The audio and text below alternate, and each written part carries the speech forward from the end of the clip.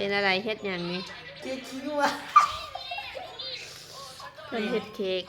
บ่มีช็อกโกแลตจักหน่อยเดี๋ยวเลยในนี้ค่ะ แต่ว่าเป็นโอวัลตินแม่นบ่ชิมมึงเนาะ